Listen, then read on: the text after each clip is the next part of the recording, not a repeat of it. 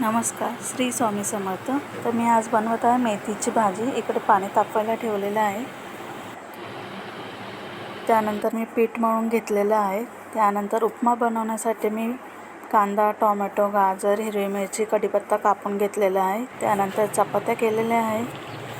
पीठ भिजलं होतं तर त्यानंतर मग चपात्या झाल्यानंतर मी उपमा बनवायला घेतलेला आहे.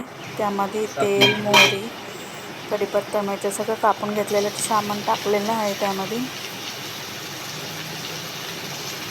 आणि उपमा बनवायला घेतलेलं आहे. त्यासाठी ते सगळं सामान मी टाकल्यानंतर परतवलेलं आहे. त्यानंतर पाणी उकळायला ठेवलेलं आहे. त्यानंतर रवा टाकलेला आहे. त्यात तुमच्या याच्यानुसार तुम्ही पाणी आणि रवा ॲडजस्ट करू शकता. अशा पद्धतीने रवा बनवत आहे. तर अशा प्रकारे आपला रवा बनवून तयार झालेला आहे. त्यानंतर मग मी टिफिन रेडी केला. मेथीची भाजी, चपाती आणि उपमा. तर त्यानंतर मग अशा पद्धतीने तयारी झालेली. मिस्टर कामावर जायला निघालेले आहेत. थँक्यू.